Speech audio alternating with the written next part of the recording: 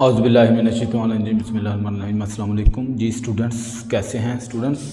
आज जो है हम नाइन्थ क्लास की एक्सरसाइज 6.2 और इसमें हमारा जो है इसका लेक्चर 1 है और क्वेश्चन नंबर 1 करेंगे। तो इसमें क्वेश्चन नंबर 1 में जो है वो पार्ट्स ए बी और सी उसने हमें दिया हुआ है, ठीक है। और इसी के रिलेटेड प्रैक्टिस के लिए उसने 10 आगे जो है मज़ीद पार्ट्स जो हैं वो दिए हुए हैं, ठीक है। हमने इसमें फाइंड करना है ट्रिग्नोमेट्रिक रेशो, ठीक है। तो पहली बात यह है कि हमें ये चीज़ पता होना चाहिए कि ट्रिग्नोमेट्रिक रेशो क्या होती है। बच्चे बड़े कंफ्यूज्ड हैं इसमें कि इसमें ना जस्ट एक छोटी सी डेफिनेशन है, बड़ी आसान, कि दी फंक्शन पेज नंबर 104 यानी 104 के ऊपर आप अगर इसकी डेफिनेशन देखें कि the function that relate angles to side in a right angle triangle. पहली तो बात यह है कि आपको ट्राइंगल का पता होना चाहिए। ट्राइंगल हमें पता है कि ऐसी शक्ल जिसके 3 कोने होते हैं और 3 ही साइड्स होती हैं, 3 वर्टिक्स एंड 3 साइड्स। अच्छा, दूसरी बात ये पता चल गया ट्राइंगल। और उसकी फिर टाइप में है राइट एंगल ट्राइंगल। तो राइट एंगल ट्राइंगल जो होती है वो आप लोगों ने याद रखना है।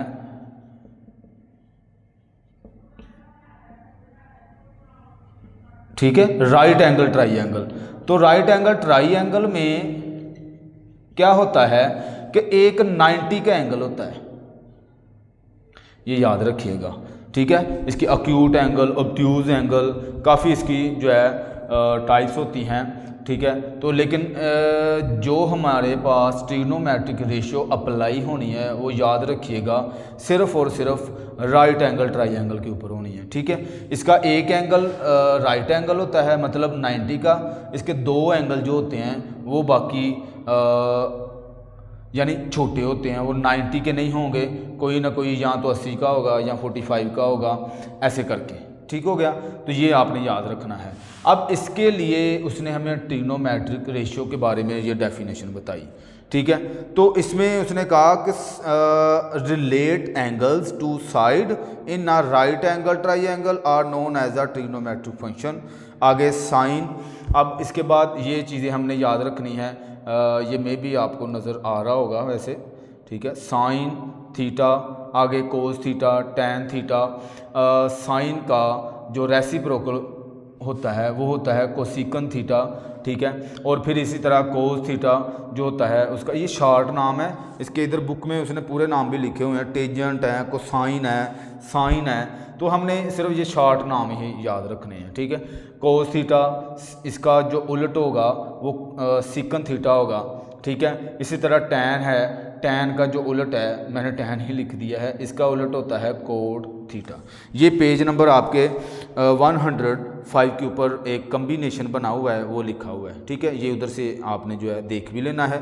अच्छा, जो बात मैंने समझानी है वो जो है समझने वाली है कि इसमें हमने एंगल्स को इसकी साइड के साथ रिलेट करना है, जिसको हम ट्रिग्नोमेट्रिक रेशियो कहेंगे। बात समझ आ गई है। अब कैसे करना है कि ये जो हमारे पास राइट एंगल ट्राइंगल होती है ना, इसकी 3 साइडें होती हैं, ठीक है। उन साइड्स का नाम होते हैं, नाम जैसे मैंने यहाँ पर लिखा हुआ है परपेंडिकुलर, ठीक है। और दूसरा जो है हमारे पास बेस होता है, ठीक है। और तीसरा हमारे पास जो है हाइपोटेनस होता है। तो ये भी आपने याद रखने हैं कि परपेंडिकुलर, हाइपोटेनस और बेस, ठीक है। तो क्या होता, जो हाइपोटेनस होता है वो हमारे पास तिरछी लाइन होती है। बाकी ये 2 नाम आपको पता है, जो बेस लाइन इसकी होती है इसको बेस कहते हैं, याद करने में जल्दी आसानी हो जाएगी, ठीक है।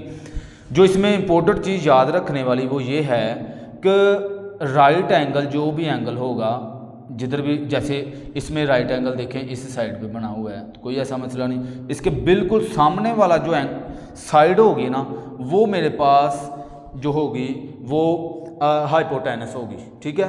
और इसी तरह एंगल, ये जो एंगल आप देख रहे हैं, एंगल के बिल्कुल सामने वाला जो एंगल हो साइड होगी वो परपेंडिकुलर होगी, ठीक है। अगर मेरा एंगल थीटा है, जैसे इधर देखिए मैंने हर जगह पे थीटा लिखा हुआ है, इसको कहते हैं थीटा, ठीक है। ये थीटा भी उसने जो है इधर हमारा बताया हुआ है कि सिर्फ क्या करना है, एक सर्कल है, बच्चों को यह भी चीज़ बनानी नहीं आ रही होती, तो इस तरह से आपने इसको सर्कल, इसमें दरमियान में जो है एक लाइन शो करते हैं, ठीक है, और इसको थीटा पढ़ना है, थीटा, ठीक हो गया। अच्छा ये चीज़, अच्छा अब मैं बता रहा था कि एंगल, अगर थीटा एंगल है, इसके बिल्कुल सामने वाला जो होगा वो परपेंडिकुलर होगा। अगर मेरा एंगल ये वाला है, अच्छा इसको कहते हैं फाई, इधर मैं बना देता हूँ, ये जो हमारे पास सर्कल में ऐसे डैश होती है, इसको हमने पढ़ना है फाई, ठीक है, वाईफाई नहीं, सिर्फ फाई, ठीक है। तो अगर ये मेरा एंगल है तो इसके बिल्कुल सामने वाला जो मेरे साइड होगी वो परपेंडिकुलर होगी। बात याद रखिएगा, अगर मैं यहाँ पे थीटा लिखने के बजाय मैंने फाई लिखा तो इस फाई के, इसकी वजह से इसका जो परपेंडिकुलर है वो चेंज हो जाएगा, लेकिन एंगल 90 का जो है उसके सामने हमेशा जो हमारे पास हाइपोटेनस होगा वो सेम ही होगा, वो चेंज नहीं होगा, ठीक हो गया ना। ये चीज़ याद रखनी है आप लोगों ने। अब ये चीज़ आपको समझ आ गई। अब हमने याद ये रखना है कि आया कि जो पहला एंगल है, एंगल थीटा, इसको किसके साथ शो करना है, साइन थीटा, चाहे किसी के साथ भी, इसके 6 तरह की हमारी ट्रिग्नोमेट्रिक होती हैं, इसके साथ में रेसिप्रोकल, मैंने पहले ही बता दिया कि साइन थीटा इसका ये कोसिकन, इसी तरह कोस है इसका सिकन, और टैन है तो इसका उलट होगा कोट। मतलब उलट कैसा होगा, अगर साइन थीटा, इस थीटा के लिहाज से जो इसकी साइड होती है वो होती है परपेंडिकुलर ओवर हाइपोटेनस, ठीक है। हाइपोटेनस जो होता है उसको याद रखने के लिए, इस वाली स्टेटमेंट को याद रखने के लिए बच्चे क्या करते हैं, इधर से याद करते हैं उधर से भूल जाते हैं कि ये अब कैसे याद रखा जाए। उसके लिए मैंने ये 3 अलग अलग से सब टीचर जो है वो बताते हैं, ठीक है ना। मुझे ये अच्छा लगा है, मैं भी ये आपको बता रहा हूँ कि ये चीज़ याद रख लीजिएगा कि सम पीपल हैव, तो सम में एस जो होता है वो साइन को शो करता है, पीपल में पी जो है वो परपेंडिकुलर को शो करेगा, और हैव में जो एच है वो हमारे हाइपोटेनस को शो करेगा, ठीक है। तो ये चीज़ याद रखनी है। इसी तरह कोस थीटा जो है वो है बेस ओवर, बी का मतलब बेस है, ओवर में हाइपोटेनस। अब आपने क्या करना है कि इसके लिए ये स्टेटमेंट याद रखनी है, कर्ली ब्राउन हेयर, ठीक है। कर्ली सी जो है इससे कोस, और ब्राउन में बी बेस, और हेयर में एच जो है वो हाइपोटेनस। तो आपने ये चीज़ याद रखनी है। टैन थीटा में, टैन में टी है, मतलब थ्रो प्रॉपर ब्रशिंग, ठीक है। ये चीज़ हमें यानी आम लाइफ में हम बोलते हैं लफ्ज़, इसलिए इससे बच्चों को ये चीज़ याद हो जाती है। अदरवाइज़ मैथ को याद करना कौन सा आसान काम होता है। तो थ्रो में जो टी है इसका मतलब है टैन, प्रॉपर में जो पी है इसका मतलब है परपेंडिकुलर, और बेस में ब्रशिंग में हमारे बी जो है उसका मतलब बेस होगा, ठीक है। अब अगर साइन थीटा मेरे पास परपेंडिकुलर ओवर हाइपोटेनस है तो क्या करेंगे, जो इसका उलट है, साइन का उलट है कोसिकन, तो इसका जो हमारे पास अगर इसका हाइपोटेनस नीचे है इसका ऊपर है तो उसका हम रेसिप्रोकल ले लेते हैं, उल्ट हो जाता है। मैं इधर बता रहा हूँ कि अगर बेस ऊपर है तो हाइपोटेनस जो है वो नीचे है तो इधर जाके चेंज हो जाएगा, सीकन में इसका उलट है, ठीक है। ये चीज़ आप लोगों ने याद रखनी है। यहाँ पे ये था फ़िलहाल में। अब हम जब ये काम करेंगे तो याद रखिएगा जो हमें उसने एंगल बताया होगा, इधर अगर आप गौर करें हमारे पास पहला एंगल है थीटा, ये सारे थीटे के लिहाज से हमने इसके जो है ये रेशो बतानी है, इसके रिलेशन बताने हैं, ठीक है, इसकी निस्बत बतानी है, ठीक है। अब यहाँ पे देखें ये फाई है, ये नीचे जितने भी हैं आगे फाई यूज़ हुआ है, तो ये पहला पार्ट ए है, इसके मुताबिक हम जो है सारा काम देखेंगे। तो मैं सवाल करता हूँ जी, तो इसका पहला पार्ट हमारे पास जो है वो है साइन थीटा। तो साइन थीटा के लिहाज से हमारे पास पहली शक्ल ये है, फिर दूसरी, फिर तीसरी। हमने ये जितने भी पार्ट्स हैं इसके 10 पार्ट्स हैं, इनको हमने ए के मुताबिक 10 के 10 को हल करना है, फिर बी को हल करना है, फिर हमने सी को। पहली दफ़ा जब हम समझ लेंगे तो ए बी सी याद करना आसान हो जाएगा, ठीक है।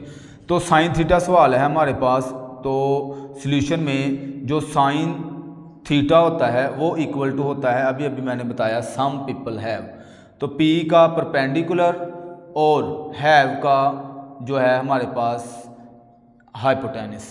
तो ये चीज़ हमारे पास आ गई है। अब इधर इस शक्ल में गौर करें कि हमारे पास एंगल कौन सा है, थीटा। इस थीटे के लिहाज से इसके बिल्कुल सामने वाला परपेंडिकुलर होता है और ये एंगल 90 का है। जिधर हमारे पास ये एंगल बिल्कुल स्ट्रेट ऐसे बना होगा वो 90 का एंगल होगा।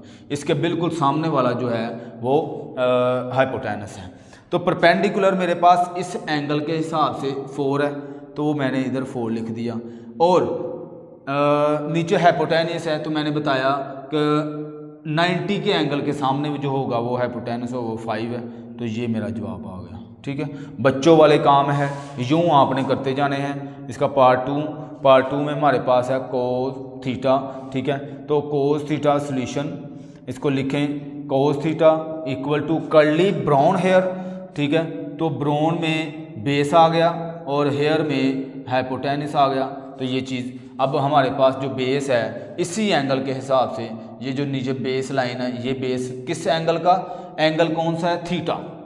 ये अगर आप भूल गए थीटा, आगे वाले क्वेश्चनों में ये फाई आया हुआ है, उसके हिसाब से हमारे पास साइड चेंज हो जाएगी। ठीक है, जो परपेंडिकुलर थी वो हमारे पास जो है बेस बन जाएगी, जो बेस है वो परपेंडिकुलर। ये याद रखिएगा, क्योंकि हर दफ़ा जो 90 का एंगल है वो तो नहीं ना चेंज होना, ये एंगल चेंज हो रहे हैं। तो इसके मुताबिक हाइपोटेनस कभी चेंज नहीं होना, दोनों दफ़ा एक ही चीज़ होनी है।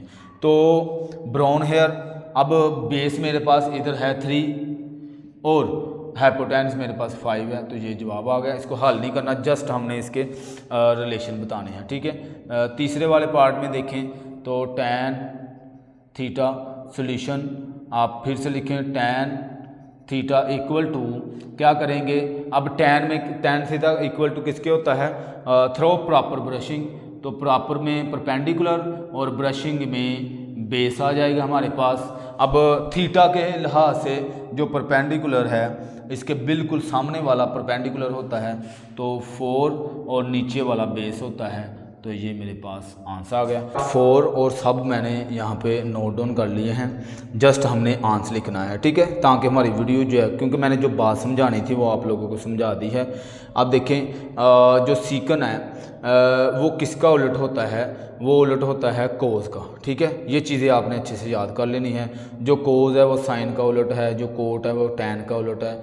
ठीक है, जो टैन ऑलरेडी खुद ही है, तो ये चीज़ें हमने याद रखनी है। अब ये क्या होता है कि अगर मेरे पास कोज जो है कोज थीटा वो है कर्ली ब्राउन हेयर B/H, तो क्या करना है, जो सीकन होगा उसका उलट हो जाएगा, हाइपोटेनस ऊपर और जो बेस है वो नीचे हो जाएगा। ठीक हो गया। तो हम यहाँ पे जब लिखेंगे तो ये देखें हमारे पास अब थीटे के हिसाब से जो हमारे पास हाइपोटेनस है वो 5 है। इधर मेरे पास जो आंसर आना है इसका 5 और जो बेस है वो 3 है। तो ये मेरा इसका जवाब आ गया। ठीक है, इसका फिर से अब साइन जो है मेरे पास वो परपेंडिकुलर ओवर हाइपोटेनस है, टेनस है। ठीक है, तो ये हम जो है इसमें फिर से अब मेरे पास 5/4। ठीक है, अब इसका जो वो उलट हो जाएगा। ठीक है, इसमें देखें कोट जो होता है थ्रो प्रॉपर ब्रशिंग, तो यहाँ पे बेस ऊपर चला जाना है, परपेंडिकुलर नीचे आ जाना है, यानी कुछ नहीं चेंज हुआ, जस्ट उसका रेसिप्रोकल लिया गया है। हमारे पास इसके उलट आंसर आते जा रहे हैं। ठीक है, बाकी रह जाता है प्रैक्टिस, वो आपने प्रैक्टिस अच्छे से करनी है। 3/4। ठीक हो गया। इसमें देखें अब सॉरी यहाँ पे मैंने देखे ना, ये चीज़ गौर रखनी है। यहाँ पे जो गलती हुई है कि हमारे पास अब इस दफ़ा जो फाई लिखा हुआ है, पाई नहीं लिखा, ये चीज़ नहीं है, ये वाली चीज़ है। ये बच्चे बहुत इग्नोर करते हैं ये चीज़, इसलिए मैं हाईलाइट बार बार कर रहा हूँ इसको। तो ये देखें फाई है, इसके हिसाब से मेरा ये आंसर गलत हो गया। उसकी वजह ये है कि अब एंगल चेंज हो गया, हमारा जो हाइपोटेनस है ये चेंज नहीं होना। जो मेरे पास ये अब फाई शुरू हो गया, थीटा ख़त्म हो गया, इसके बिल्कुल सामने वाला जो है वो परपेंडिकुलर। मैंने आप लोगों को बात समझाई कि अगर थीटा इधर है, थीटे के बिल्कुल सामने वाला जो होगा वो परपेंडिकुलर होगा। ठीक है, अब मेरे पास जो एंगल है, एंगल चेंज हो गया। ठीक है, एंगल चेंज हुआ तो ये फाई के मुताबिक ये परपेंडिकुलर हो गया, और ये मेरे पास बेस हो गई। ये याद रखने वाली चीज़ है, अदरवाइज सवाल बड़े आसान है, ठीक है, एक एक स्टेप में आंसर है। तो अब बेस मेरी देखें 4 हो गई, 4 और जो परपेंडिकुलर है वो 3 हो गया, तो ये मेरा आंसर है। ध्यान से आपने पेपर में ये याद रखनी है चीज़ें, ठीक है ना। अच्छा, अब tan थीटा परपेंडिकुलर और अब फाई है, ये फाई है, फाई के मुताबिक ये परपेंडिकुलर ओवर बेस, परपेंडिकुलर में 3 और ये मेरे पास 4। इसी तरह इसमें आ जाए हाइपोटेनस फाई है, याद रखें फाई है, इधर भी फाई, तो ये इसके मुताबिक जो हाइपोटेनस नहीं चेंज होना, ये भी चीज़ याद रखनी है। परपेंडिकुलर ये है मेरा, तो ये मैंने लिख लिया। इसी तरह सीकन थीटा है फाई, सीकन फाई, तो इसमें जो हाइपोटेनस है वो मेरे पास 5 ही है और जो बेस है वो चेंज हो गई है 4, तो ये मेरे पास आंसर आ गया इन सब का। तो इस तरह से हमारे जो क्वेश्चन है वो सोल्व हो जाएंगे। सेम ये काम आप लोगों ने इसके लिए करने हैं। अभी देखें, मैं इधर ही इसको लिखा रहने देता हूँ, लेकिन पार्ट नंबर 4 से शुरू कर रहा हूँ, ठीक है, ये याद रखिएगा, क्योंकि मैं दोबारा से इसको जो है, क्योंकि हर चीज़ हमारी वही रहनी है, चेंज नहीं होनी है, इसलिए मैं कह रहा हूँ। सिर्फ़ और सिर्फ शक्ल चेंज हुई है, ये शेप चेंज हो गई है। इसकी साइड्स में 5 था, इधर 17 है, इधर 4 है, इधर 8 है, इधर 3 है, इधर 15 है, इसलिए मैं इसको अगेन से करने लगा हूँ।